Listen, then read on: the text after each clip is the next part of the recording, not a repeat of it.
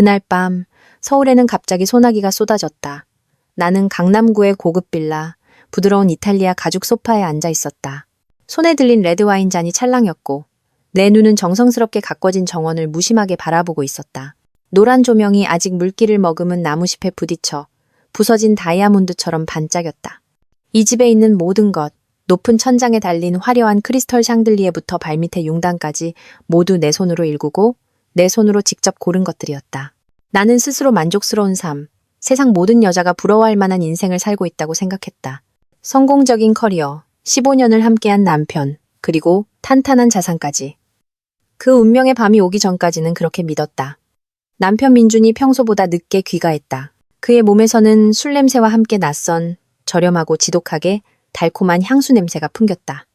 내가 늘 사주던 차분한 샌다루드 향이 아니었다. 그는 중요한 파트너를 접대해야 했다며 회사의 큰 계약건이었다고 어색하게 웃었다. 나는 의심하지 않고 정신 차리게 씻으라고 살짝 미간을 찌푸리며 말했다. 비즈니스계의 파티나 사교 모임은 익숙했다. 나는 그를 믿었다. 15년간 그에 대한 나의 믿음은 내가 힘들게 쌓아 올린 이 모든 것만큼이나 굳건했다. 민준이 욕실에 있을 때 유리 커피 테이블 위에 놓인 그의 휴대폰이 갑자기 울리며 화면이 밝아졌다. 평소 나는 남편의 휴대폰을 엿보는 습관이 없었다. 그것이 결혼 생활의 최소한의 존중이라 생각했다. 하지만 무언가 여자의 불길한 직감이 나를 부추겼다. 낯선 향수 냄새 때문이었을까? 아니면 문을 들어설 때 그의 눈에 스쳤던 당혹감 때문이었을까? 나는 천천히 와인잔을 내려놓고 몸을 뻗어 휴대폰을 집었다. 잠금 화면이 없다는 것을 확인한 순간 심장이 엇박자로 뛰기 시작했다. 그리고 나는 그것을 보았다. 아름이라고 저장된 이름으로부터 온 메시지 한 줄, 적나라 하고 아무런 꾸밈 없는 글자가 화면에 떠 있었다. 자기야, 집에 도착했어? 자기 향기가 너무 그리워서 오늘 밤 잠 못 이룰 것 같아. 자기야. 그 두 글자가 마치 거대한 망치처럼 내 머리를 내리쳤다. 귀가 먹먹해지고 누군가 가슴을 쥐어짜는 듯했다. 온몸에 피가 멎는 기분이었다. 나는 떨리는 손으로 전체 대화 내용을 눌러보았다. 수많은 달콤한 메시지들, 공허한 사랑의 속삭임, 그들이 서로에게 보낸 다정한 사진들이 눈앞에 펼쳐졌다.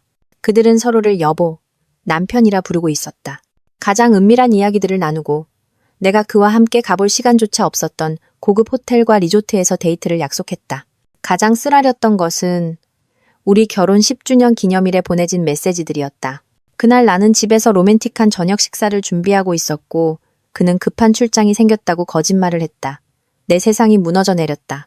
15년의 사랑, 15년의 희생, 15년간 내가 사업에 뛰어들어 그가 오늘날과 같이 남들 앞에서 고개를 들고 비싼 양복을 입고 고급차를 탈 수 있게 만들어준 그 모든 세월이 한순간에 희극이 되어버렸다. 내가 사랑하고 절대적으로 믿었던 남자가 내 등 뒤에 치명적인 칼을 꽂았다. 극심한 고통은 이내 얼음장 같은 분노로 바뀌었다. 나는 울지 않았다. 지금 눈물을 흘리는 것은 가장 사치스럽고 나약한 짓이었다. 나는 휴대폰을 테이블 위에 내려놓았다. 이 집의 그 어떤 것도 더 이상 깨뜨리고 싶지 않은 듯 조심스럽게 나는 등을 꼿꼿이 세우고 기다렸다. 내 안의 야수가 깨어났다. 욕실의 물소리가 멈췄다. 민준이 허리에 수건 한 장만 두른 채 젖은 머리로 걸어 나왔다. 그는 나를 보더니 내 표정이 이상했는지 어색한 미소를 지으며 물었다. 서연아, 왜 그래? 무슨 일 있어? 나는 대답하지 않고 그저 조용히 그를 바라보았다. 내 눈빛이 분명 무서웠을 것이다. 그의 입가에서 미소가 서서히 사라졌다. 나는 테이블 위 휴대폰을 턱으로 가리켰다. 당신 파트너야? 자기라고 부를 만큼 중요한 파트너? 민준의 얼굴색이 순식간에 변했다. 놀라움에서 당황으로 그리고 이내 무서울 정도로 뻔뻔한 표정으로 진정했다. 그는 부인하지도 변명하지도 않고 조용히 옷을 입었다. 그의 침묵은 수만 가지 거짓말보다 더 잔인했다. 그것은 뻔뻔한 인정이었고 내 고통에 대한 도전이었다. 구역질이 목구멍까지 차올랐다. 한때 영원한 사랑을 맹세했던 이 남자가 자신의 배신이 드러난 지금 이렇게나 태어날 수 있다니. 누구야? 나는 물었다. 목소리는 얼음처럼 차갑고 쉬어 있었다. 민준이 나를 힐끗 쳐다보았다. 눈에는 더 이상 일말의 애정도 남아있지 않았다. 알았으면서 뭘 물어? 일이 이렇게 된 거 당신 마음대로 해. 마음대로 하라고. 나는 비웃었다. 쓰라리고 뒤틀린 웃음이었다. 말 참 쉽게 하네. 당신은 내 돈으로 먹고, 내 집에서 자고, 내 차를 타고, 내 돈을 쓰면서 그 돈으로 다른 여자를 먹여 살렸어. 그런데 이제 와서 나한테 뭘 하고 싶냐고. 나는 벌떡 일어섰다. 분노에 온몸이 떨렸다. 소리치고 부수고 그의 위선적인 얼굴을 갈기갈기 찢어버리고 싶었다. 하지만 참았다. 나는 윤서연 거대 그룹의 회장이다. 시장 바닥에 교양 없는 여자처럼 행동할 수는 없었다. 나의 복수는 내 격에 맞아야 했고 그가 내가 겪는 고통의 수백, 수천 배를 느끼게 만들어야 했다. 나는 심호흡을 하며 목소리가 흔들리지 않도록 애썼다. 그 여자 주소. 민준이 미간을 찌푸렸다. 내 요구에 놀란 듯했다. 알아서 뭐하게? 거기 가서 난리라도 치려고? 우리 둘 다 망신당하게 하지 마, 서연아. 망신? 나는 코웃음을 쳤다. 날 망신시킨 건 당신이지. 내가 아니야. 주소대. 3번 묻게 하지 마. 내 목소리에 담긴 단호함이 민준을 주춤하게 만들었을 것이다. 그는 우리 집에서 그리 멀지 않은 다른 고급 오피스텔 주소를 읊었다. 나는 한마디도 더하지 않고 핸드백과 차키를 챙겨 폭풍처럼 집을 나섰다. 운전대를 잡고 어둠 속을 질주했다. 그제야 뜨겁고 쓰라린 눈물이 쏟아지기 시작했다. 나약해서가 아니라 분해서 우는 것이었다. 내 15년 청춘을 잘못된 곳에 바친 것에 대한 분노였다. 사업을 처음 시작했을 때 우리 부부는 단칸방에서 맨손으로 시작했다. 밤낮으로 일하고 사업 계획서를 쓰기 위해 뜬 눈으로 밤을 새우고 사업 자금을 마련하기 위해 사방으로 돈을 빌리러 다닌 것은 바로 나였다. 그때 민주는 그저 평범한 회사원이었다. 하지만 나는 그를 사랑했다. 그에게 더 나은 삶을 주고 싶었다. 나는 해냈다. 나는 그에게 모든 것을 주었고 오늘 그는 바로 그 모든 것으로 내게 이렇게 보답했다. 차가 화려한 오피스텔 건물 앞에 멈췄다. 나는 평정을 되찾고 눈물을 닦고 립스틱을 고쳐 발랐다. 나는 버림받은 불쌍한 아내가 아니라 여왕처럼 승리자의 모습으로 나타나야 했다. 25층의 초인종을 눌렀다. 잠시 후 문이 열리고 20대 초반으로 보이는 젊은 여자가 내 앞에 나타났다. 그녀는 얇은 슬립 차림에 긴 머리를 풀어헤치고 있었다. 아름다운 얼굴이었지만 눈빛에는 어딘가 교활함이 엿보였다. 아름이었다. 그녀는 나를 위아래로 훑어보며 내가 누구인지 짐작하려는 듯했다. 그녀의 시선이 내 얼음장 같은 얼굴에 멈췄을 때 그녀는 상황을 파악한 듯했다. 나는 아무 말도 하지 않았다. 나는 곧장 안으로 들어가 아파트를 한 바퀴 둘러보았다. 새로 산 가구들, 내가 알기로 분명 내 돈으로 샀을 비싼 장식품들이 보였다. 아까 민준의 몸에서 나던 지독하게 단 향수 냄새가 코를 찔렀고 분노가 다시 치밀어 올랐다. 짝. 내 5손가락 자국이 그녀의 뺨에 선명하게 새겨졌다. 나는 온 힘을 다해 분노와 경멸의 따귀를 날렸다. 아름은 비틀거리며 부어오르는 뺨을 감쌌다. 눈에는 경악과 분노가 가득했다. 당신 감히 날 쳐? 치기만 할 것 같아? 나는 목소리를 낮게 깔며 그녀에게 한 걸음 다가갔다. 염치도 없이 남의 가정을 파괴하는 너 같은 여자는 이것보다 더한 짓도 당할 수 있어. 아직 젊고 예쁜데 왜 이런 더러운 짓을 해? 그깟 싸구려 미모로 인생 역전해서 내 남편을 뺏을 수 있을 거라 생각했어? 나는 그녀의 눈을 똑바로 쳐다보았다. 칼날처럼 날카로운 시선으로. 똑똑히 들어. 민준이 가진 모든 것, 이 집, 그가 타는 차, 너한테 쇼핑하라고 준 돈 한 푼까지 전부 내 거야. 내 피와 땀이라고. 넌 그냥 내 피를 빨아먹는 기생충일 뿐이야. 우리 인생에서 꺼져. 이게 첫 번째이자 마지막 경고야. 말을 마친 나는 뒤돌아섰다. 방 한가운데 얼어붙은 그녀를 남겨두고 나는 그녀의 대답을 들을 필요가 없었다. 저렴한 삼각관계 싸움도 필요 없었다.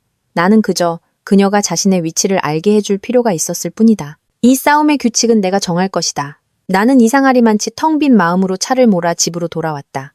처음의 분노는 가라앉고 멈추지 않고 피를 흘리는 상처처럼 은근한 고통만이 남았다.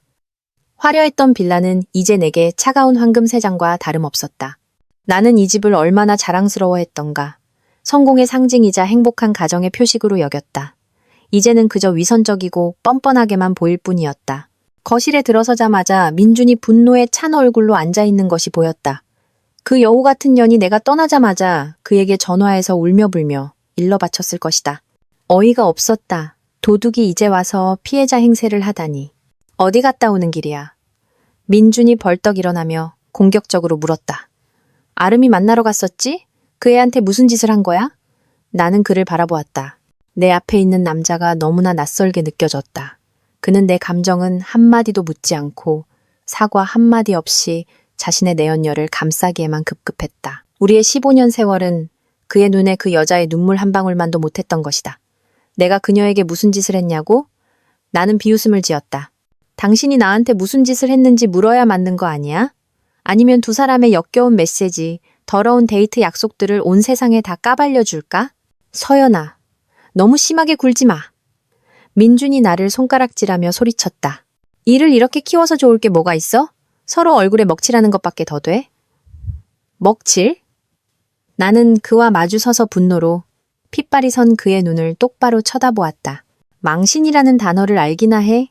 내 등 뒤에서 내 돈으로 내 연녀를 먹여 살릴 때 내 체면은 생각했어? 그 여자한테 사랑을 맹세할 때 나에게 했던 서약은 기억했냐고? 박민준 씨, 부끄러움을 모르는 건 당신이지 내가 아니야. 내가 뱉는 말 한마디 한마디가 그의 위선적인 가면을 꿰뚫는 바늘 같았다. 민준은 할 말을 잃고 반박하지 못한 채 주먹으로 테이블을 내리치는 것으로 분노를 표출했다. 아까 내가 마시던 와인잔이 쓰러지며 붉은 액체가 유리 테이블 위로 퍼져나갔다. 마치 핏물 같았다. 그래서 이제 어떻게 하자는 건데? 민준이 이를 갈며 물었다. 목소리에는 이미 기세가 꺾여 있었다. 이혼. 내가 뱉은 두 글자는 가벼웠지만 천근만근의 무게를 담고 있었다. 방 안의 공기가 굳어버렸다. 민준은 나를 멍하니 쳐다보았다. 내가 이렇게 단호하게 나올 줄은 예상하지 못했을 것이다.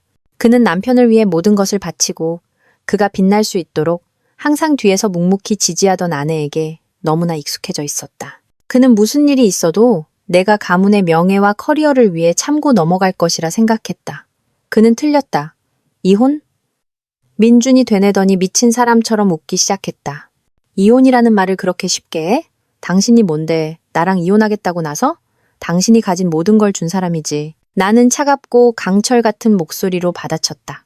그리고 그 모든 걸 되찾아올 사람이기도 하고 똑똑히 기억해도 이 빌라 내 이름으로 되어 있어. 당신이 타고 다니는 차 내 이름으로 되어 있어. 당신이 부사장으로 있는 회사 내 회사야. 당신 지분은 내가 그냥 이름만 올려준 거고 내가 없으면 당신은 그냥 빈털터리. 그 이상도 이하도 아니야. 내가 뱉은 잔인한 진실은 민준의 남성적 자존심에 직격탄을 날렸다. 그의 얼굴이 창백해졌다가 분노와 수치심으로 붉게 달아올랐다. 그는 내가 만들어준 풍요 속에서 너무 오래 살아 자신이 본래 아무것도 아니었다는 사실을 잊고 있었다. 당신 감히 할 뿐만 아니라 실행할 거야. 나는 단언했다. 이혼 서류는 내일 당장 변호사 시켜서 준비할게. 당신은 서명만 하면 돼. 내 명의의 모든 재산은 내가 다 가져올 거야. 당신 개인 소유물은 마음대로 가져가도 좋아. 아, 깜빡했네. 당신은 개인 소유물이랄 게 없지. 나는 그의 비참한 얼굴을 더는 보고 싶지 않아 등을 돌렸다. 물자는 이미 넘쳤다. 이 결혼은 속부터 썩어 문드러졌고 텅 빈 껍데기를 붙잡고 있을 이유가 없었다. 오늘 밤 나는 손님 방에서 잘 것이다. 이 순간부터 나와 그 사이에는 법과 돈의 냉정한 계산만이 남았다. 사랑은 죽었고 그 사랑을 묻는 것은 바로 내가 될 것이다. 다음 날 아침, 나는 깨질 듯한 두통과 무거운 마음으로 눈을 떴다. 어젯밤 거의 잠을 이루지 못했다. 15년의 기억이 파도처럼 밀려왔다. 힘들었던 시작부터 성공의 순간까지, 행복했던 웃음부터 맹세의 말까지 모든 것이 이제 잿더미가 되었다. 하지만 나는 무너지는 것을 허락하지 않았다. 나는 정성껏 화장하고 가장 권위 있어 보이는 오피스룩을 골라 입어부은 눈과 피곤한 얼굴을 감췄다. 나는 모든 사람에게, 특히 민준에게 내가 괜찮다는 것을, 아니 아주 괜찮다는 것을 보여줘야 했다. 내가 말한 대로 내 개인 변호사가 오전에 회사로 이혼 서류를 가져왔다. 나는 조항들을 다시 한번 훑어보았다. 재산 분할은 명확했다. 빌라, 고급 차들, 그리고 그룹의 지분 95%를 포함해 내 소유의 모든 것을 되찾을 것이다. 민주는 결혼 5주년 기념으로 내가 선물했던 5%의 지분을 가질 수 있을 것이다. 그것은 그가 몇 년간은 편안하게 살 수 있을 정도의 현금과 함께 내가 베푸는 마지막 정이었다. 나는 그를 당장 길거리로 내쫓을 만큼 무정하지는 않았다. 내 뒷배 없이 그가 어떻게 사는지 보고 싶었다. 나는 민준을 내 집무실로 불렀다. 그는 수척한 얼굴과 퀭한 눈으로 들어왔다. 그 역시 잠 못 이루는 밤을 보냈을 것이다. 그는 테이블 위에 이혼 서류를 복잡한 눈빛으로 바라보았다. 분노, 무력감, 그리고 약간의 미련이 섞여 있었다. 진심이야? 민준이 쉰 목소리로 물었다. 나는 일에 관해서는 농담하지 않아. 이 일도 마찬가지고. 나는 서류를 그의 쪽으로 밀며 대답했다. 꼼꼼히 읽어보고 서명해. 아주 관대하게 처리한 거니까. 민준이 떨리는 손으로 서류를 집어들었다. 그는 조항들을 훑어보았고 재산 분할 부분을 보았을 때 그의 얼굴색은 더욱 굳어졌다. 그는 부사장으로서 돈을 물쓰듯 쓰는 것에 익숙해져 있었다. 이제 그 모든 것을 빼앗기게 된 것이다. 서연아, 이럴 수는 없어. 민준이 애원하는 눈빛으로 나를 쳐다보았다. 우리 15년을 함께 했잖아. 내 작은 실수 하나 용서받을 가치도 없는 거야? 어떻게 이렇게 매정하게 굴 수 있어? 나는 그의 뻔뻔함에 실소를 터뜨렸다. 실수? 장기간에 걸쳐 아내를 속이고 배신한 걸 작은 실수라고? 박민준 씨, 내 지능을 과소평가하지도 내 관용을 과대평가하지도 마. 나는 당신에게 기회를 줬지만 당신은 그걸 짓밟는 쪽을 택했어. 15년의 정에 대해서 말하자면 그걸 먼저 버린 건 당신이야. 이제 와서 동정심을 구하려고 들먹이지 마. 감정으로 나를 흔들 수 없다는 것을 알자. 민주는 도전적인 태도로 돌아섰다. 그는 서류를 테이블 위로 던지며 경멸의 찬 목소리로 말했다. 좋아, 이혼해. 내가 너 없이 못 살 것 같아? 돈 있고 권력 있는 게 너뿐인 줄 알아? 어디 한번 보자고. 너처럼 늙고 까다로운 여자를 나 버리고 나서 어떤 놈이 거들떠보기나 할지. 민준의 말은 또 다른 칼날이 되어 내 가슴을 베었다. 고통스러웠지만 동시에 나를 더욱 정신 차리게 만들었다. 그의 눈에 나는 그저 늙고 까다로운 여자였을 뿐이다. 이 여자가 자신의 청춘을 다 바쳐 그에게 오늘을 안겨주었다는 사실을 그는 잊어버렸다. 그건 당신이 신경 쓸 일이 아니야. 나는 얼음처럼 차가운 목소리로 받아쳤다. 당신이 지금 할 일은 이 서류에 서명하는 거야. 그러지 않으면 소송을 걸겠어. 그때는 아마 그 5% 지분도 지키지 못하게 될걸. 내 위협은 효과가 있었다. 민주는 내가 말하면 반드시 실행하는 사람이라는 것을 알았다. 그는 나를 한참 동안 노려보더니 펜을 들어 분노에 차 서명했다. 그의 필체는 종이를 찢을듯이 거칠게 파고들었다. 서명을 마친 그는 펜을 테이블에 던지고 일어나 도전적인 비웃음을 지으며 말했다. 됐어. 이제 우린 아무 관련 없는 사이야. 내가 너 없이도 잘 산다는 거, 아니 더 잘 산다는 걸 보여주지. 돈만 하는 아줌마가 아니라 날 진심으로 사랑해주는 너보다 젊고 예쁜 여자를 찾을 거니까. 그 말을 남기고 그는 돌아서서 문을 쾅 닫고 나가버렸다. 나는 잠시 멍하니 앉아 서류에 남은 그의 서명을 바라보았다. 모든 것이 정말로 끝났다. 내 인생의 한 챕터가 공식적으로 막을 내렸다. 고통스럽지만 동시에 해방이었다. 나는 스스로에게 다짐했다. 이제부터 나 자신을 위해 살 것이다. 그가 없어도 나는 여전히 나라는 것을, 내 왕국의 여왕이라는 것을 그에게 증명해 보일 것이다. 며칠 후 민준과 내연녀 아름이 서둘러 혼인신고를 했다는 소식을 들었다. 그는 나를 자극하고 자신이 얼마나 인기 있는 남자인지 증명하려는 듯이 행동했다. 나는 그저 비웃었다. 배신과 기만 위에 세워진 결혼이 과연 오래 갈 수 있을까? 나는 관심 없었다. 나의 게임은 이제부터가 진짜 시작이었다. 민준과 아름은 작은 결혼식을 올렸다. 그의 몇몇 친한 친구들과 그녀의 친구들만 참석했다. 그는 결혼식을 크게 벌이지 못했다. 세상에 입방아가 두려웠거나 아니면 예전처럼 호화로운 결혼식을 치를 돈이 없었을 것이다. 나는 몇몇 공통된 지인들을 통해 이 사실을 알게 되었다. 그들은 동정과 경멸이 섞인 태도로 이야기했다. 나는 그저 조용히 듣기만 할 뿐 아무런 논평도 하지 않았다.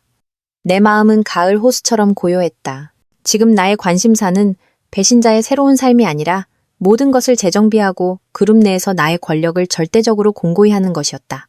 젊은 아내를 얻은 민주는 아마도 화려한 새 인생이 시작되었다고 생각했을 것이다. 그는 5%의 지분과 부사장으로 일하며 쌓은 경험과 인맥으로 여전히 호화로운 삶을 살 수 있을 것이라 자신했다.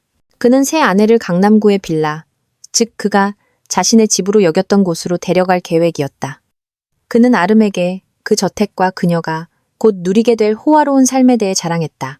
그는 한 가지 사실을 잊었거나 애써 잊으려 했다. 그 집의 진짜 주인이 누구인지를. 나는 이 모든 것을 예상하고 있었다. 이혼 절차가 끝나자마자 나는 집의 모든 자물쇠를 교체시켰다. 나는 또한 집사와 가사도우미들에게 명확하게 이야기해 두었다. 그들은 모두 수년간 나를 위해 일했고 내가 잘 대해주었기에 나에게 절대적으로 충성했다. 나는 그들에게 민준이 누구를 데려오든 일단 문은 열어주되 절대로 집 안으로는 들여보내지 말라고 지시했다. 좋은 연극은 주무대에서 상연되어야 하니까. 그리고 그날이 왔다. 어느 화창한 오후 내가 부서장들과 회의를 하고 있을 때 집사에게서 전화가 왔다. 그녀의 목소리는 약간 당황해 있었다. 사모님, 박 사장님께서 젊은 아가씨와 함께 오셨습니다. 그리고 어머님도 함께 모시고 오셨어요. 어머님께서 많이 편찮아 보이십니다. 시어머니였던 김 여사님의 이름을 듣자 가슴이 철렁했다. 그녀는 순박하고 착한 시골분이셨다. 예전에 나와 민준이 막 결혼했을 때 그녀는 나를 친딸처럼 잘 대해주셨다. 하지만 우리가 부유해지고 민준이 그녀를 모시고 와 함께 살기 시작하면서부터 변하셨다. 그녀는 아들 말을 듣고 모든 재산이 민준의 능력 덕분이며 나는 그저 복을 받은 아내일 뿐이라고 생각하기 시작했다. 그녀는 사사건건 나를 간섭하고 지적했다. 그럼에도 불구하고 내 마음속 깊은 곳에서는 여전히 그녀에 대한 존중이 남아있었다. 나는 민준이 이 싸움에 자신의 어머니까지 끌어들일 줄은 몰랐다.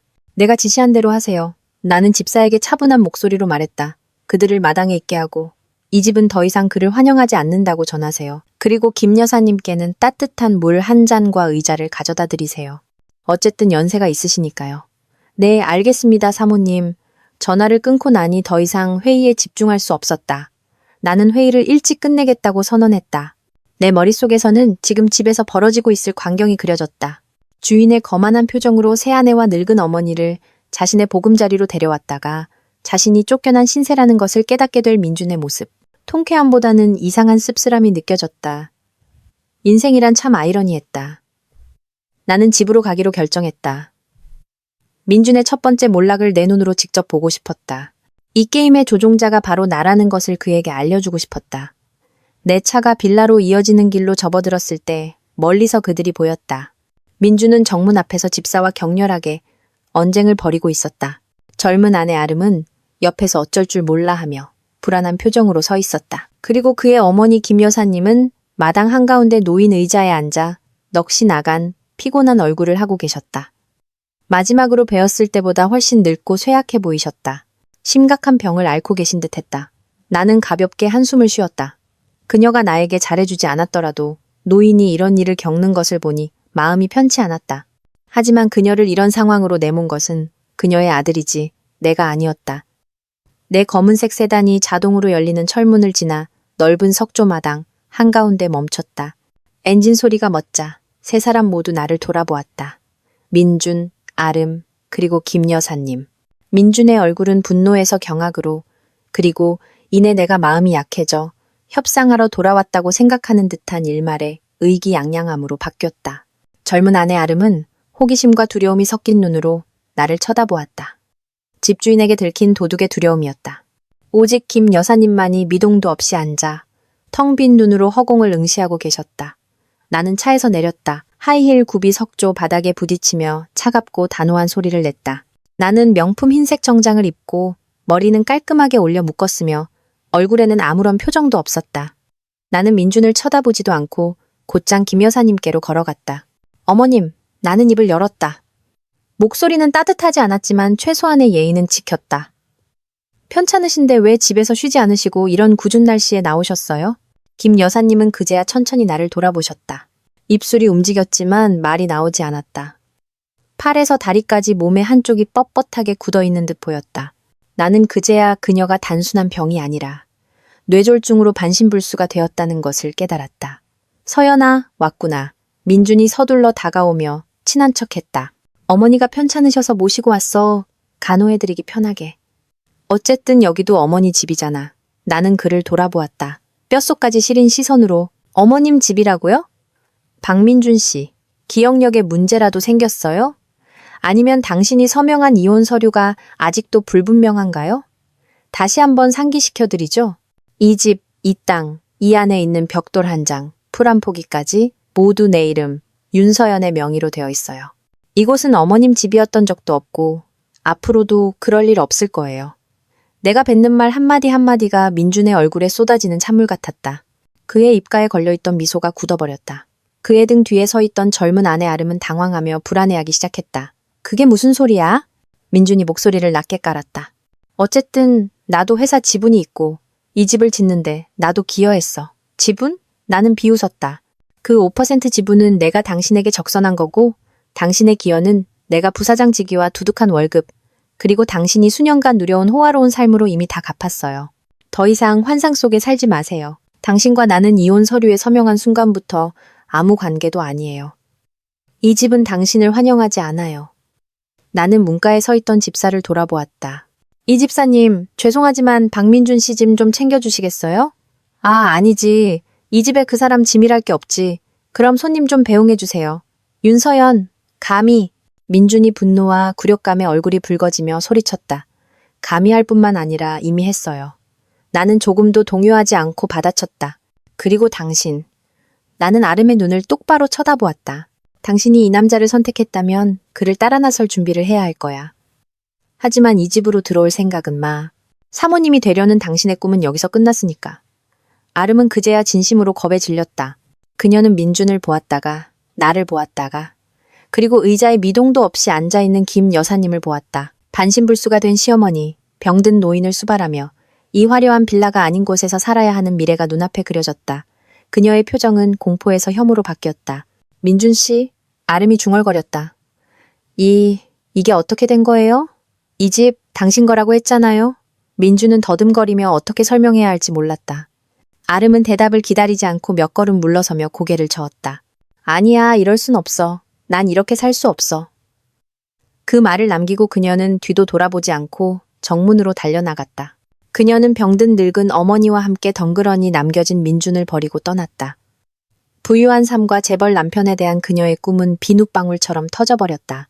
민준은 아름의 뒷모습을 멍하니 바라보다가 증오와 절망이 가득한 눈으로 나를 돌아보았다. 그는 단 한나절 만에 모든 것을 잃었다. 새로 맞은 아내와 자신의 것이라 믿었던 집까지. 이제 알겠어요? 나는 감정 없는 목소리로 말했다. 저게 바로 당신이 선택한 여자예요. 저 여자 때문에 날 배신했죠. 이제 어머님 모시고 나가주세요. 경비원을 부르게 하지 마시고요. 그 말을 남기고 나는 집으로 들어가 육중한 문을 쾅 닫아버렸다. 등 뒤로는 민준의 무력한 절규와 햇살 아래 홀로 남겨진 늙은 어머니의 모습이 남았다. 첫 번째 연극의 막이 내렸다. 민준은 집을 잃었고 앞으로 더 많은 것을 잃게 될 것이다. 다음 날, 서울의 하늘은 민준의 심정처럼 잿빛이었다. 그는 인생 최악의 밤을 보냈다. 내 집에서 쫓겨난 후 그는 어머니를 어디로 모셔야 할지 막막했다. 가진 현금은 얼마 없었고 신용카드는 모두 내가 미리 정지시켜 두었다. 결국 그는 체면을 구기고 도시 외곽의 한 저렴한 모텔에 어머니를 모셨다. 김 여사님은 큰 충격을 받은 후 병세가 더욱 악화되었다. 아무것도 드시지 못하고 침대에 누워 조용히 눈물만 흘리셨다. 민주는 어머니를 보며 연민과 분노, 그리고 극심한 무력감을 느꼈다. 하지만 그의 오만함과 맹목적인 자신감은 아직 완전히 사라지지 않았다. 민주는 여전히 5%의 지분과 부사장이라는 직함만 있으면 다시 시작할 수 있다고 생각했다. 그는 회사에 가서 자신의 권력을 이용해 돈을 인출하고 어머니를 위한 더 나은 거처를 구한 뒤 나에게 복수할 방법을 찾을 계획이었다. 그는 그렇게 계획했다. 아침 일찍 어머니에게 묽은죽 한 그릇을 사다 드렸지만 그녀는 삼키지 못했다. 민주는 택시를 잡아 그룹 본사로 향했다. 그는 어제 입었던 명품 정장을 그대로 입고 있었다. 비록 구겨지고 모텔에 싸구려 담배 냄새가 배어 있었지만 그는 차에서 내려 고개를 빳빳이 들고 대기업 임원의 풍채를 유지하려 애썼다. 하지만 그가 정문에 들어서자마자 건장한 경비원 2명이 즉시 그를 막아섰다. 죄송합니다만 들어오실 수 없습니다. 한 경비원이 무뚝뚝하게 말했다. 민주는 잠시 멍해졌다가 분노했다. 눈이 멀었어? 내가 박민준 부사장이야. 비켜! 회장님의 지시를 받았습니다. 다른 경비원이 여전히 차가운 목소리로 말했다. 오늘부로 당신은 더 이상 이 그룹의 직원이 아닙니다. 출입할 권한이 없습니다. 뭐라고? 민주는 자신의 귀를 의심했다. 헛소리하지 마. 윤서연이 이럴 리 없어. 난 이 회사 주주라고. 그는 안으로 들어가려 했지만 두 경비원은 가볍게 그를 밀쳐냈다. 지나가던 몇몇 직원들이 민준을 알아보고 멈춰서서 수군거렸다. 그들의 눈에는 호기심과 동정이 가득했다. 굴욕감이 극에 달했다. 한때 이곳에서 막강한 권력을 휘두르던 민준이 이제는 거지처럼 문전박대를 당하고 있었다. 바로 그때 보통 회사 내부 정보를 띄우는 로비의 대형 스크린에 갑자기 나의 붉은 직인이 찍힌 공문이 나타났다. 직위 해제 및 주주 자격 정지에 관한 결정. 회사 정관 근로계약 및 기업 윤리 규정에 의거하여 다음과 같이 결정함. 1. 박민준 씨의 심각한 개인윤리 위반 및 회사 명예 실추행위를 사유로 금일부로 부사장 직위를 해제함. 2. 박민준 씨가 회사에 끼친 손해에 대한 조사를 위해 그가 보유한 자산 및 5%의 주식을 임시 동결함. 해당 주식과 관련된 모든 권리는 추후 통보가 있을 때까지 정지됨. 3. 본 결정은 서명 즉시 효력을 발생함. 회장 윤서연 결정문은 또렷하게 나타났고 글자 하나하나가 비수처럼 민준의 심장에 밝혔다. 그는 그 자리에 얼어붙어 눈을 크게 뜨고 스크린을 응시했다. 해고, 자산 동결, 마지막 남은 주식까지 동결. 나는 그에게 단 하나의 살길도 남겨주지 않았다. 나는 모든 것을 깨끗하게 남김없이 빼앗았다. 윤서연, 이 악독한 여자. 민준이 절망 속에서 울부짖었다. 그는 미친 듯이 소리치고 욕하며 나를 찾으러 안으로 들어가려고 발버둥 쳤다. 하지만 모든 것이 헛수고였다. 경비원들이 그를 제압했고 사람들의 안타까운 시선 속에서 그를 로비 밖으로 끌어냈다. 민준은 쓰레기처럼 보도 위에 내팽개쳐졌다. 그는 땅바닥에 주저앉았다. 머리는 헝클어지고 옷은 흐트러졌다. 시끄러운 경적 소리와 바쁘게 지나가는 사람들 속에서 무너져 내린 한 남자를 신경 쓰는 사람은 아무도 없었다. 그는 모든 것을 잃었다. 아내, 집, 직장, 그리고 명예까지. 단 이틀 만에 그는 영광의 정점에서 비참함의 나락으로 떨어졌다. 그는 내가 정상에 앉아있는 높은 유리 빌딩을 올려다보았다. 그의 눈에는 증오와 끝없는 공포만이 남아 있었다. 그는 자신의 인생이 이로써 정말 끝났다는 것을 알았다. 회사에서 비참하게 쫓겨난 후 민주는 넉나간 사람처럼 거리를 헤맸다. 갈 곳도, 주머니에 돈 한 푼도 없었다. 휴대폰 배터리도 거의 다 닳아갔다. 극심한 절망 속에서 그는 유일하게 남은 가족, 두 누나 미니와 미나를 떠올렸다. 민준의 두 누나는 모두 결혼해서 서울에 안정적으로 살고 있었다. 예전에 민준이 잘 나갈 때 그들은 우리 집에 자주 드나들며 입에 발린 칭찬을 하곤 했다. 그들은 동생의 지위와 나의 씀씀이 덕을 톡톡히 봤다. 민준은 그래도 피는 물보다 진하다고 생각했다. 자신이 어려움에 처했으니 누나들이 외면하지는 않을 것이라 믿었다. 그는 길가의 한 찻집을 찾아 휴대폰을 잠시 충전한 뒤 떨리는 손으로 큰 누나 미니에게 전화를 걸었다. 여보세요, 민준이니? 수화기 넘어 미니의 목소리는 아직 꽤 밝았다. 오랜만에 전화했네. 무슨 일이야? 누나, 나.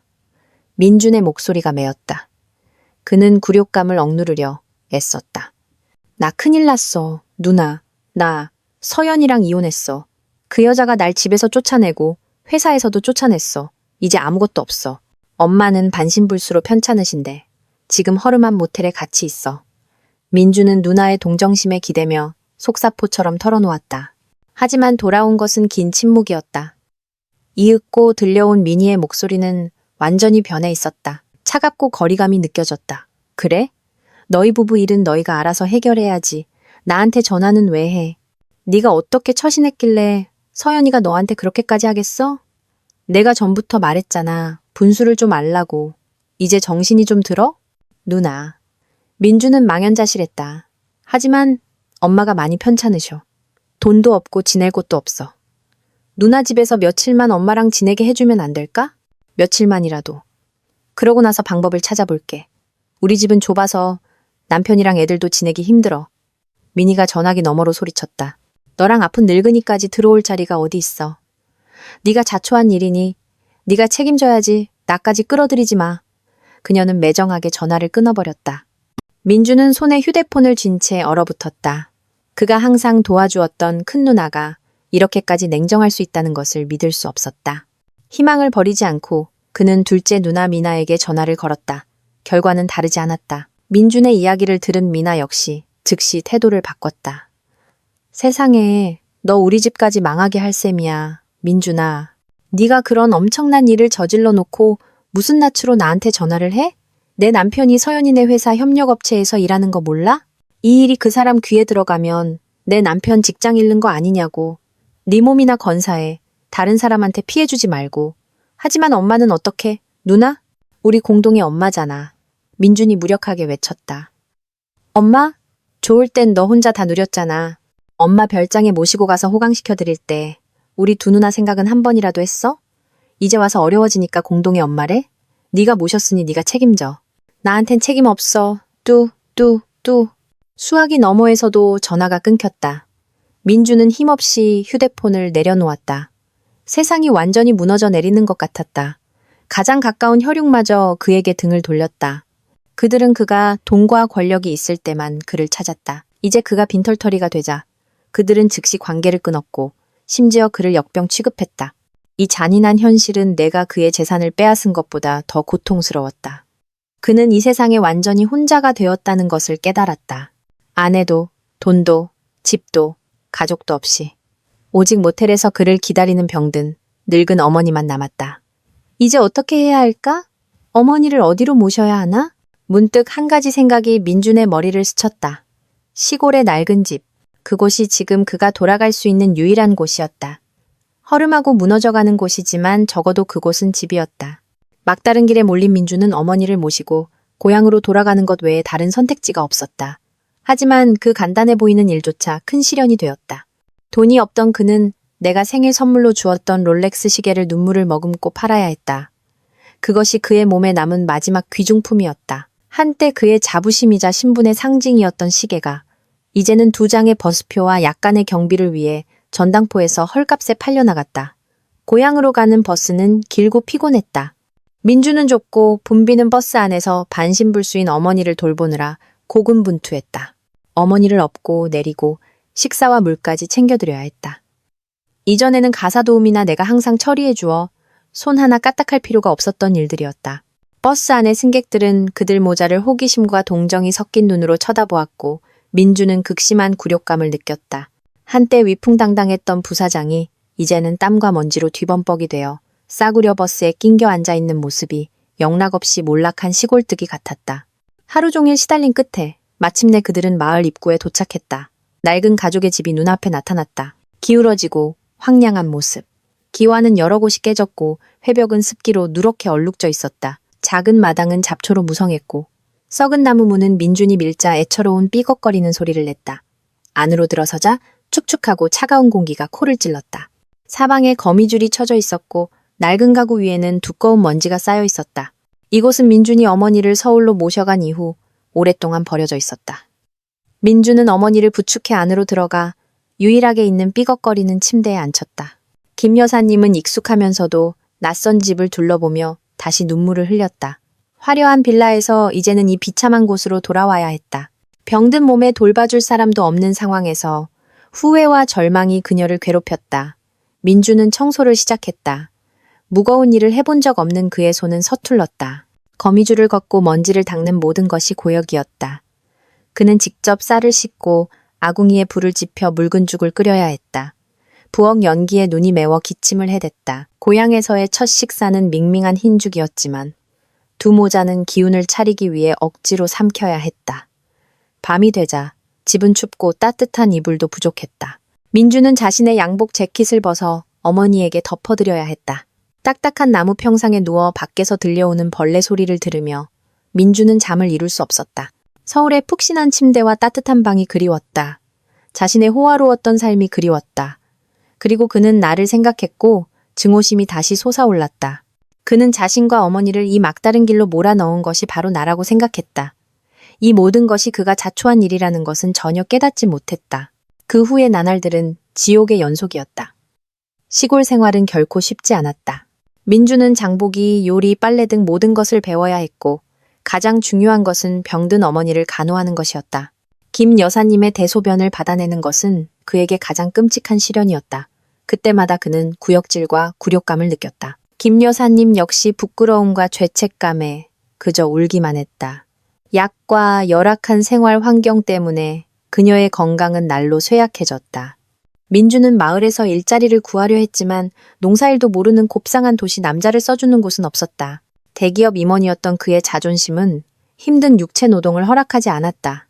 시계를 판 돈도 점점 바닥을 보였다.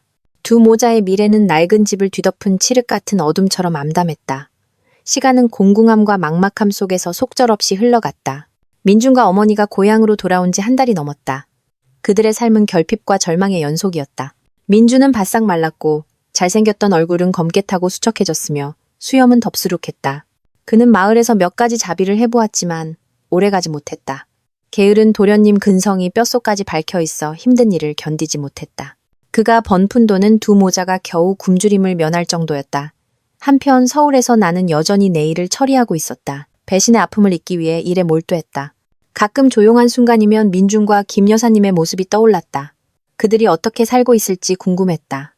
잠시 연민이 스쳤지만 이내 냉정한 이성이 승리했다. 그것이 그들이 치러야 할 대가였다.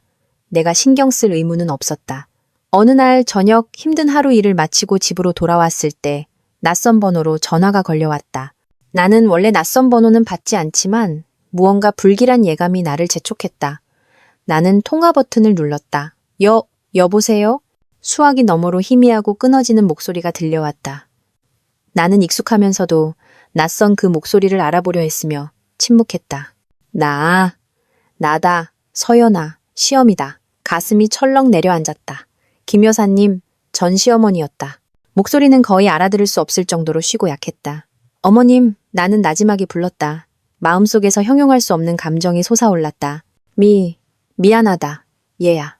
김 여사님이 말했다. 말소리는 숨 가쁜 소리와 흐느낌에 섞여 끊어졌다. 내가 너한테 죄를 지었다. 내가 잘못했어. 내가 아들 교육을 잘못 시켜서 민준이가 널 고생시켰구나. 나는 그 자리에 얼어붙었다. 그녀가 이런 말을 하기 위해 나에게 전화할 줄은 꿈에도 몰랐다. 과거 아들에게 보였던 그 오만함과 편애는 어디로 사라졌을까? 나 이제 곧 죽을 것 같다, 얘야. 그녀의 목소리는 절망으로 가득했다. 죽기 전에 소원이 하나 있다. 마지막으로 한 번만 나를 보러 와줄 수 있겠니? 네 얼굴을 보고 직접 미안하다고 말하고 싶구나. 눈물이 쏟아지기 시작했다. 더 이상 참을 수 없었다.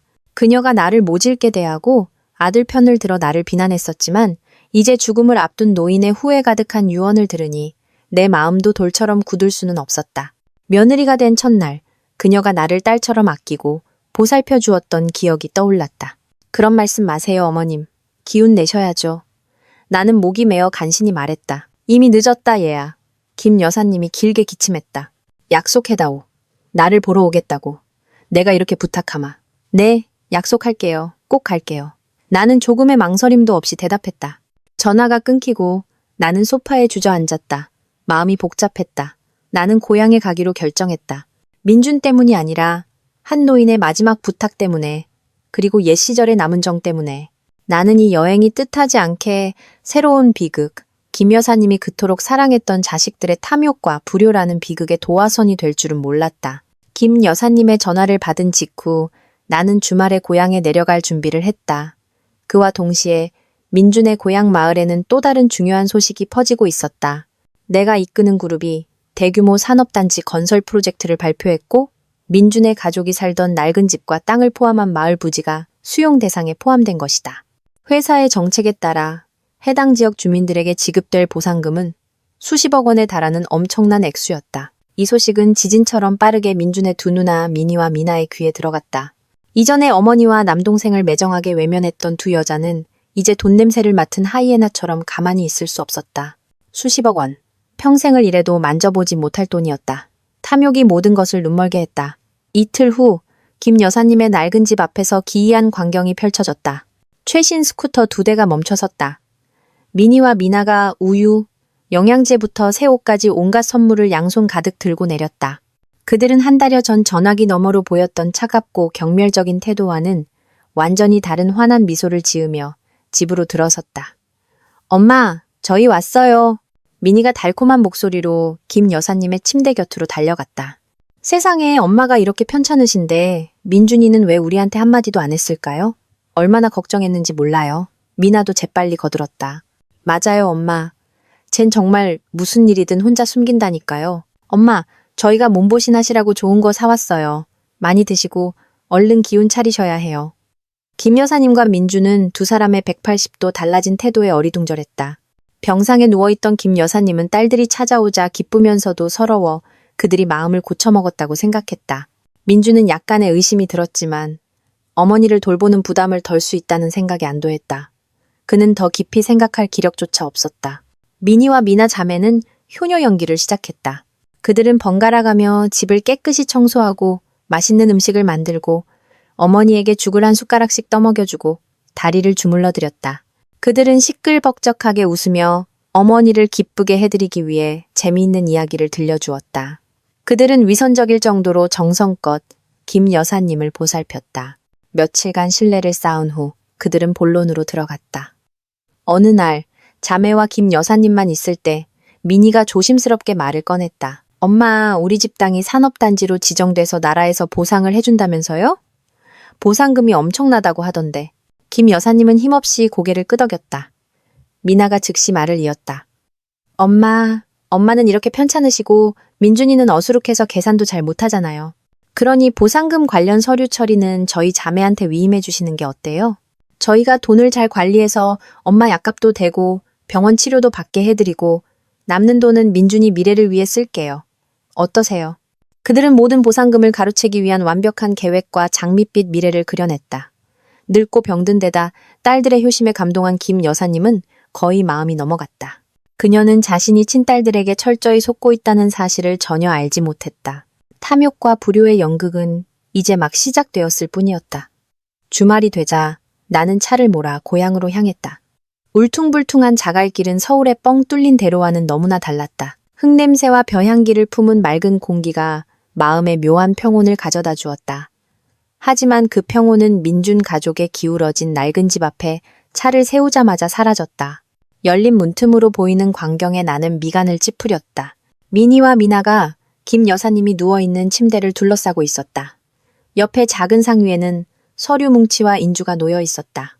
미니는 김 여사님의 손을 잡고 인주의 억지로 손가락을 누르며 달콤한 목소리로 달래고 있었다. 엄마, 여기 도장만 찍으세요. 이것만 찍으면 우리가 돈 받아서 엄마 큰 병원에 모시고 가서 병 다 낫게 해드릴게요. 김 여사님은 망설이는 듯 지쳐 보였다. 그녀는 저항할 기력조차 없이 두 딸에게 몸을 맡기고 있었다. 민주는 방구석에 서서 무력하면서도 어딘가 불편한 표정을 짓고 있었지만 누나들을 말릴 용기는 없어 보였다. 멈춰요. 나는 입을 열었다. 목소리는 크지 않았지만 세 사람 모두를 깜짝 놀라게 할 만큼의 위험이 있었다. 그들은 문가에 나타난 나를 보고 경악했다. 미니와 미나의 얼굴색이 변했다. 달콤함은 도둑질하다. 들킨 사람처럼 당혹감과 혼란으로 바뀌었다. 민주는 고개를 숙이고 나를 똑바로 쳐다보지 못했다. 서연 씨. 미니가 더듬거렸다. 어떻게 여기에? 내가 오지 않았으면 어머니 속여서 집 팔고 보상금 전부 가로챌 셈이었나요? 나는 안으로 들어서며 날카로운 시선으로 한 사람 한 사람을 훑어보았다. 당신들의 효심도 참 싸구려네요. 돈 냄새가 나야만 나타나는 건가요? 무슨 소리예요? 우린 그냥 엄마를 위해서. 미나가 반박하려 했지만 떨리는 목소리가 모든 것을 말해주고 있었다. 엄마를 위해서? 나는 비웃으며 테이블 위에 서류 뭉치를 집어들었다. 그것은 보상금 수령 및 사용에 관한 모든 권한을 두 자매에게 위임하는 계약서였다. 정말 완벽한 계획이었다. 정신도 온전치 않은 병든 노인을 억지로 이런 서류에 도장 찍게 하는 게 엄마를 위한 건가요? 노후 자금을 전부 가로채고 여기서 서서히 죽어가도록 내버려 두는 게 엄마를 위한 거냐고요? 나는 서류 뭉치를 바닥에 내던졌다. 내가 소식 하나 알려주죠. 이 산업단지 프로젝트는 우리 그룹이 투자하는 거고 보상 정책 역시 내가 결정해요. 민준을 포함한 세 사람 모두 눈을 동그랗게 떴다. 그들은 이런 우연이 있을 줄은 상상도 못했을 것이다. 나는 단호한 목소리로 말을 이었다. 이 땅의 보상금은 당신들 중 누구에게도 주지 않을 겁니다. 대신 김 여사님 이름으로 신탁기금을 설립할 거예요. 모든 돈은 그곳에 예치되고 오직 한 가지 목적, 즉 여사님의 병원비, 약값, 그리고 특별 간병인 고용비용으로만 사용될 겁니다. 여사님께서 남은 생을 최고의 보살핌 속에서 편안히 보내실 수 있도록요.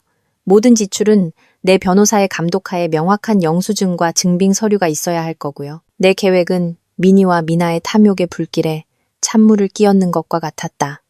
그들의 얼굴이 창백해졌다가 분노로 변했다. 손에 잡힐 뻔했던 수십억 원이 순식간에 연기처럼 사라졌다. 당신이 무슨 권리로 그런 짓을 해? 미니가 소리쳤다. 이건 우리 집 돈이야. 당신은 남일 뿐이라고? 남?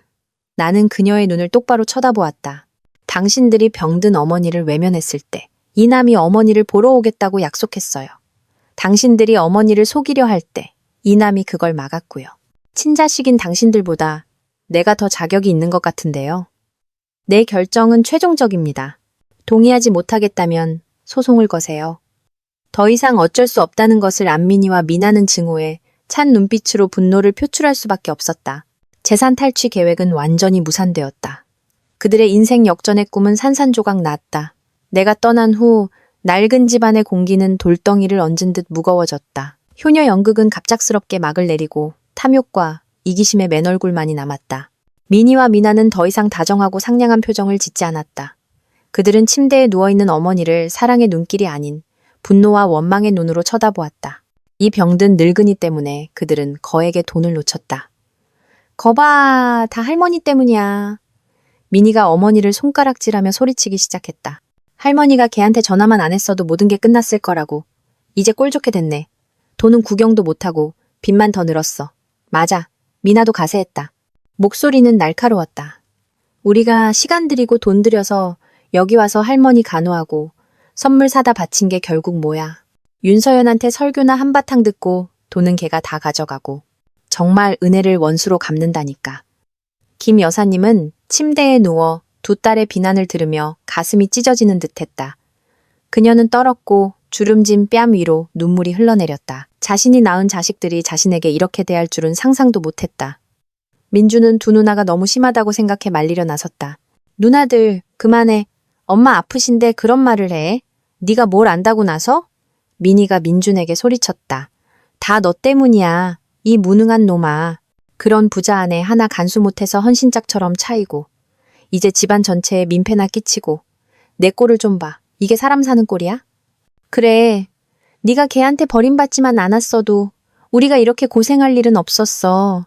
이제 보상금도 걔가 관리한다니. 너 자신이 얼마나 한심한지 알겠어? 미나가 경멸적인 눈빛으로 말을 이었다. 두 누나의 비난에 민주는 그저 고개를 숙이고 침묵할 뿐이었다. 그는 아무런 반박도 할 수 없었다. 무력감과 굴욕감의 벽에 머리라도 밟고 싶은 심정이었다. 말다툼은 미니와 미나가 짐을 챙겨 씩씩거리며 떠나는 것으로 끝났다. 가기 전에 그들은 도끼 어린 한마디를 던지는 것을 잊지 않았다. 할머니랑 너랑 둘이서 잘 살아봐. 우릴 다시 볼 생각은 마. 그들은 스쿠터를 타고 굉음을 내며 사라졌다. 먼지와 함께 섬뜩한 침묵만이 남았다. 그들이 가져왔던 우유 상자와 영양제 꾸러미는 테이블 위에 덩그러니 놓여 위선적인 효심을 조롱하는 듯했다. 집은 다시 원래의 차갑고 황량한 모습으로 돌아왔다.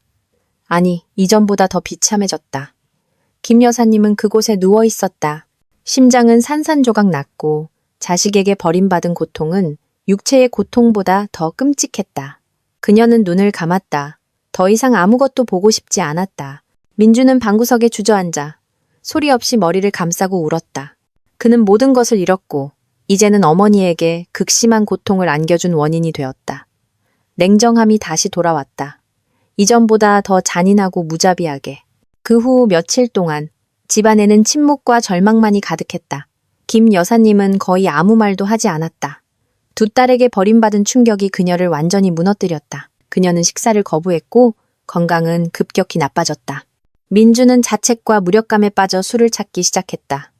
그는 남은 마지막 돈으로 싸구려 술을 사서 잔인한 현실을 잊기 위해 마셨다. 취할 때마다 그는 중얼거리며 운명을 원망하고 나를 원망하고 누나들을 원망했다.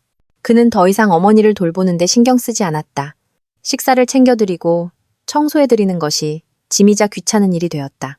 그는 모든 것을 건성으로 되는 대로 처리했고 심지어 어머니에게 짜증을 내기까지 했다. 그리고 어느 추운 겨울날이 왔다. 칼바람이 부서진 문틈으로 들어와 집을 더욱 춥게 만들었다. 그날 아침 민주는 일자리를 구하러 간다며 일찍 집을 나섰지만 실제로는 시름을 잊기 위해 술집을 찾아갔다. 그는 어머니를 혼자 집에 남겨두고 침대 옆에 차가운 물 한 통과 딱딱한 빵 조각 하나만 놓아두었다. 김 여사님은 얇은 이불을 덮고 침대 위에서 몸을 웅크리고 있었다. 이불은 온기를 유지하기에 턱없이 부족했다. 갈증이 그녀를 괴롭혔다. 그녀는 물통을 잡으려고 애써 몸을 뻗었지만 힘없는 팔로는 역부족이었다. 그녀는 균형을 잃고 얼음장 같은 흙바닥으로 굴러 떨어졌다. 사람 살려. 그녀는 소리치려 했지만 희미한 목소리는 밖에서 윙윙거리는 바람 소리에 묻혀버렸다. 그녀는 그곳에 무력하게 누워 있었다. 흙바닥에 냉기가 늙고 병든 몸으로 스며들었다. 그녀는 생명이 서서히 자신을 떠나는 것을 느꼈다. 혼미한 정신 속에서 그녀는 자신의 인생을 회상했다. 어릴 적 아이들의 모습, 그리고 자신이 모질게 대했던 며느리, 나의 모습까지. 마지막 눈물 한 방울이 뺨을 타고 흘러내렸다. 그녀는 눈을 감았다. 고독하고 차가운 곳에서 평온하게 세상을 떠났다. 깊은 밤이 되어서야 민준이 비틀거리며 술 냄새를 풍기며 돌아왔다. 그는 텅 빈 침대는 쳐다보지도 않고 나무 평상에 쓰러져 잠이 들었다. 다음 날 아침, 잠에서 깬 그는 어머니가 보이지 않는 것을 발견했다. 그는 침대 밑을 보았고 어머니가 흙바닥에 미동도 없이 누워있는 것을 보고 경악했다. 몸은 이미 차갑게 식어 있었다. 엄마, 엄마. 민준이 비명을 질렀다. 그는 달려가 어머니의 차가운 몸을 끌어안고 헛되이 흔들며 불렀다. 하지만 모든 것이 너무 늦었다. 김 여사님은 돌아가셨다. 고독 속에서, 추위 속에서 자신이 가장 사랑했던 자식들에게 버림받은 채. 민주는 주저앉아 통곡했다. 그의 울음소리는 애처롭게 겨울 아침의 정적을 갈랐다. 하지만 그 뒤늦은 울음은 그의 어머니를 다시 불러올 수 없었다. 김 여사님의 죽음은 실수로 가득했던 한 인생의 비극적인 종말이었고 민준의 완전한 몰락의 시작이었다. 김 여사님의 부고는 이장님의 전화를 통해 내게 전해졌다. 그는 전며느리로서가 아니라 곧 마을에 들어설 프로젝트의 투자자로서 나에게 전화했다. 그는 소식을 전하며 장례 절차에 대해 물었다. 소식을 듣고 마음이 무거웠다. 예상했던 일이지만 한 사람의 인생에 대한 슬픔을 떨칠 수 없었다. 나는 가지 않았다. 부부의 연은 이미 끝났고 며느리의 신분도 더 이상 없었다. 지금 내가 나타나는 것은 상황을 복잡하게 만들고 헛소문만 낳을 뿐이었다. 하지만 그녀가 그렇게 쓸쓸하게 떠나도록 내버려 둘 수는 없었다. 나는 내 변호사에게 전화해 김 여사님의 신탁기금에서 돈을 인출하여 가능한 한 정중한 장례를 치르도록 지시했다. 좋은 관을 사고 장례 악단과 제사장을 고용하고 조문객들을 위한 음식을 준비하는 것까지 나는 이 모든 것을 멀리서 조용히 처리했다. 한때 내 시어머니였던 분께 보내는 마지막 작별 인사였다. 어머니의 죽음을 발견한 후 민주는 완전히 무너졌다. 그는 영혼 없는 시체처럼 마을 장례위원회와 내 변호사가 모든 것을 처리하도록 내버려 두었다. 그는 어머니의 영정 옆에 멍하니 앉아 있었다. 눈은 텅 비어 있었고 울지도 말하지도 않았다. 후회와 죄책감, 그리고 너무나 큰 상실감이 그를 마비시켰다. 그는 두 누나에게 전화를 걸어 소식을 전했다. 그의 목소리는 전화기 너머로 갈라졌다. 엄마, 돌아가셨어. 수화기 저편은 잠시 침묵했다. 울음소리도 놀람도 없었다. 오직 미니의 차가운 목소리만 들려왔다. 돌아가셨으면 장사 지내야지. 우리한테 전화는 왜 해? 우린 갈 돈 없어. 미나는 더 잔인했다. 그렇게 돌아가시는 게 차라리 잘된 일이야. 이제 네가 알아서 장례 치러. 우리 귀찮게 하지 말고.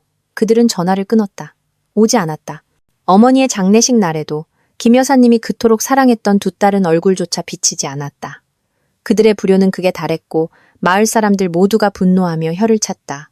김 여사님의 장례식은 기이한 분위기 속에서 치러졌다.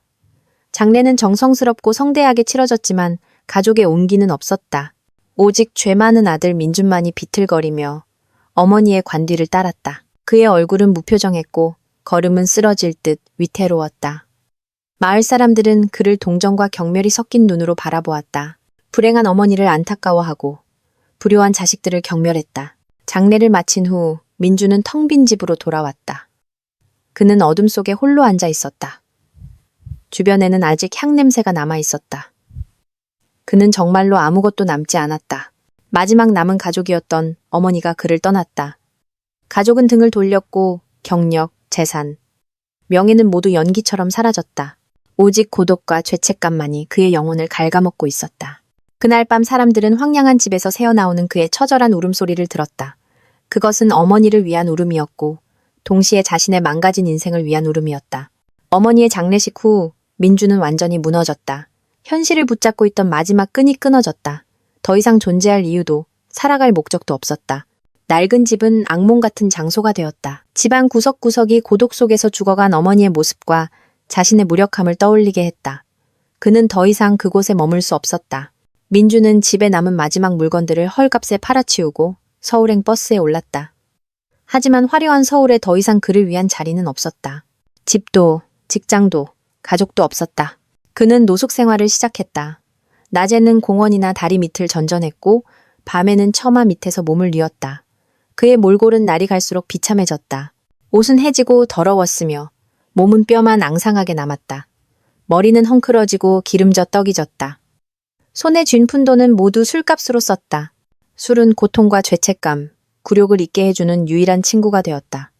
그는 아침부터 밤까지 마셨다. 취하면 자고 깨면 다시 마셨다. 취중에 그는 화려했던 과거, 빌라, 고급차, 그리고 나에 대해 중얼거렸다. 그는 증오에 차 내 이름을 부르며 내가 모든 고통의 근원이라고 말했다. 하지만 가끔 드물게 정신이 돌아올 때면 그는 머리를 감싸고 흐느끼며 후회 속에서 어머니의 이름을 불렀다. 알코올 중독 노숙자의 삶은 민준을 완전히 다른 사람으로 만들었다. 그는 음식물 쓰레기를 뒤져 먹을 것을 찾고 행인들에게 손을 벌려 돈을 구걸해야 했다. 한때 부사장이었던 그의 자존심과 오만함은 흔적도 없이 짓밟렸다. 그는 세상 사람들에게 외면당하고 쫓겨났다. 이 냄새나고 남루한 남자가 한때 성공한 사업가이자 사회적 지위가 있던 사람이었다는 것을 알아보는 사람은 아무도 없었다. 민준의 몰락은 육체뿐만 아니라 정신적인 것이기도 했다. 그는 자신만의 세계, 환각과 자책의 세계에 갇혀 살았다. 그는 자주 혼잣말을 했다. 미친 듯이 웃다가 비참하게 울기도 했다. 그는 가족, 경력, 품위, 그리고 이성까지 모든 것을 잃었다. 그것이 그의 배신과 무심함에 대한 대가, 그가 받아야 할 업보였다. 고통스럽고 기나긴 업보, 민준이 고통의 수렁에서 허우적거리는 동안 서울의 다른 한편에서는 그의 두 누나 미니와 미나도 자신들의 업보에 직면하기 시작했다. 두 딸이 불참한 김 여사님의 쓸쓸한 장례식 이야기는 빠르게 퍼져나갔다. 미니와 미나의 태도에 분노했던 고향 이웃들은 주저없이 그들이 아는 도시, 사람들에게 모든 사실을 전했다.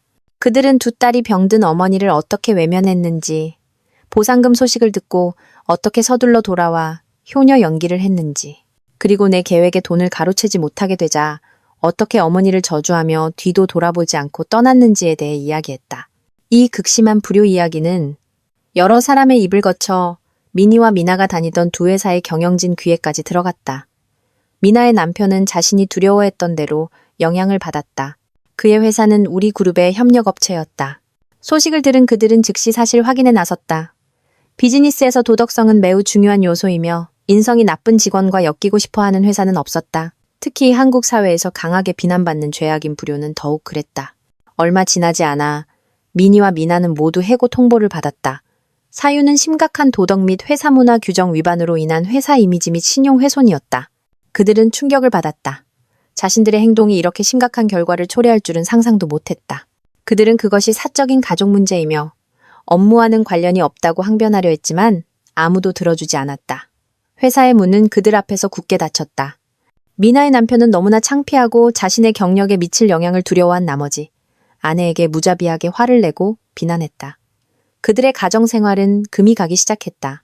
미니와 미나는 안정적인 직장과 풍족한 삶을 살던 여성에서 하루아침에 실업자가 되었다. 그들은 자신들의 탐욕과 불효에 대한 비싼 대가를 치러야 했다. 업보는 이르면 이르되, 늦으면 늦되 반드시 찾아왔고 그들의 삶에 무자비하게 내려앉았다. 실직은 미니와 미나의 삶에 큰 타격이었다. 그들은 새로운 일자리를 찾아 나섰지만 모든 것이 쉽지 않았다. 좋은 소문은 멀리 가고 나쁜 소문은 더 멀리 갔다. 그들의 불효 이야기는 이력서에 지울 수 없는 오점이 되었다. 채용 담당자들은 그들의 이름을 듣거나 배경을 확인하고는 모두 고개를 저으며 거절했다. 도덕적인 문제로 해고된 직원을 채용하고 싶어하는 사람은 아무도 없었다. 그들의 삶은 점점 더 어려워졌고 저축은 바닥을 드러냈다. 미니의 남편은 원래 온순한 사람이었지만 경제적 압박과 동료들 앞에서의 창피함 때문에 변하기 시작했다. 그는 짜증이 늘었고 아내를 자주 비난했다. 부부싸움은 일상이 되었다. 미나의 가정은 더욱 최악이었다. 그녀의 남편은 나와 우리 회사에 밉보일까 두려워 별거를 결정했다. 그는 악명 높은 아내 때문에 자신의 경력이 망가지는 것을 원치 않았다. 미나는 집에서 쫓겨나 좁은 단칸방을 얻어 궁핍하고 외롭게 살아야 했다. 한때 민준을 경멸했던 두 자매는 이제 그와 별반 다르지 않은 처지에 놓였다. 그들은 하루하루를 벌어먹고 살기 위해 임시 육체 노동을 해야 했다. 민희는 식당에서 서빙을 했고 미나는 시간제 가사 도우미로 일했다. 멋진 옷을 입고 에어컨이 나오는 사무실에 앉아있던 여성들이 이제는 기름때와 힘든 노동에 직면해야 했다. 이 갑작스러운 변화에 그들은 적응하지 못했다. 그들은 신경질적이고 까칠해졌으며 서로와 민준, 그리고 나를 탓했다. 그들은 내가 자신들의 인생을 망쳤다고 생각했지만 모든 것이 자신들이 뿌린 씨앗의 결과라는 것은 깨닫지 못했다. 어렵고 힘든 삶은 그들의 이기심과 무정함에 대한 대가였다. 민준 가족의 몰락과 정반대로 나의 사업은 날로 번창했다. 거짓된 결혼 생활의 짐을 벗어 던진 후 나는 마치 새로운 힘을 얻은 것 같았다. 나는 그룹을 발전시키는데 모든 정신과 에너지를 쏟았다. 나는 과감한 개혁을 단행하고 시장을 확장했으며 국제적인 대규모 계약을 체결했다. 나의 지휘 아래 우리 그룹은 눈부시게 성장하여 국내 최고의 기업 중 하나가 되었다. 내 이름 윤서연은 성공하고 강하며 독립적인 여성의 상징으로 유력 경제 잡지에 자주 등장했다. 많은 남자가 나에게 구애했다. 성공한 사업가, 신사적인 남자들이 있었지만 나는 모두 거절했다. 민준이 남긴 마음의 상처는 나에게서 사랑과 결혼에 대한 모든 믿음을 앗아갔다. 나는 다시는 그 실수를 반복하고 싶지 않았다. 나는 일과 내가 이룬 성취 속에서 기쁨과 만족을 찾았다. 나는 내가 좋아하는 일을 자유롭게 하고 전 세계를 여행하며 부유하고 권력 있는 독신 생활을 즐겼다. 하지만 가끔 조용한 밤 넓은 빌라에 홀로 앉아 있을 때면 텅 빈 외로움을 느끼기도 했다. 나는 돈, 명예, 권력 등 모든 것을 가졌지만 기댈 어깨와 진정한 가정의 온기는 없었다. 나는 내 결정에 후회하지 않았지만 성공의 대가가 때로는 고독이라는 것을 부정할 수 없었다. 나는 김 여사님과의 약속을 계속 지켰다. 그녀의 신탁 기금은 내 변호사가 철저히 관리했다. 나는 그녀의 묘를 깨끗하고 단정하게 단장시켰다. 가끔 명절이면 사람을 보내 그녀에게 향을 피우게 했다. 그것이 내가 고인에게 할 수 있는 마지막 정이었다. 나는 남에게 보여주기 위해서가 아니라 내 마음의 평안을 위해 그 일을 했다. 시간이 흐르며 모든 것이 잠잠해졌다. 내 삶은 여전히 바쁜 일상 속에서 계속되었다. 어느 비 오는 오후 나는 회의를 마치고 차를 타고 집으로 돌아가고 있었다. 차는 붐비는 사거리의 신호등 앞에서 멈췄다. 나는 무심코 창밖을 내다보았다. 그리고 그를 보았다. 문 닫은 가게 처마 밑에서 남루한 차림의 남자가 비를 맞으며 웅크리고 앉아 있었다. 떡진 긴 머리가 검고 수척한 얼굴을 거의 가리고 있었다. 그는 깡마르고 더러웠으며 옆에는 빈 소주병이 뒹굴고 있었다. 그는 추위에 떨며 텅 빈 눈으로 허공을 응시하고 있었다. 몰골은 많이 변했지만 나는 그가 민준이라는 것을 알아볼 수 있었다. 가슴이 살짝 아려왔다. 한때 내 남편이었고 말쑥하고 멋졌던 남자가 이제 이런 꼴이 되다니. 그는 그곳에 앉아 있었다. 나와는 단 한 겹의 자동차 유리창을 사이에 두고 있었지만 마치 완전히 다른 두 세계에 있는 것 같았다. 나는 차에서 내리지 않았다. 돈을 주지도 않았다. 그저 조용히 그를 바라볼 뿐이었다. 그 순간 내 안의 모든 감정, 사랑, 고통, 증오, 심지어 통쾌함까지 모두 사라졌다. 오직 이상하리 많지 평온함만이 남았다. 신호가 녹색으로 바뀌고 차는 천천히 움직이기 시작했다. 민준의 모습은 빗속과 붐비는 인파 속으로 서서히 사라졌다. 나는 뒤돌아보지 않았다. 그의 인생이 앞으로 어떻게 될지 알지 못했고 알고 싶지도 않았다. 민희와 미나도 힘든 삶 속에서 아마 자신들의 잘못을 깨달았을 것이다. 하지만 모든 것이 너무 늦었다. 각자는 자신이 저지른 일에 대한 결말을 맞이했다. 운명은 모든 것을 공평하게 정리했다. 업보는 누구도 피해가지 않았다. 나는 가볍게 한숨을 쉬며 앞을 바라보았다. 내 길은 아직 길었고 나는 그 길을 여왕의 자세로 계속 혼자 걸어갈 것이다. 외로울 수는 있어도 결코 무너지지 않는 여왕으로. 우리의 이야기는 여기서 정말로 끝났다.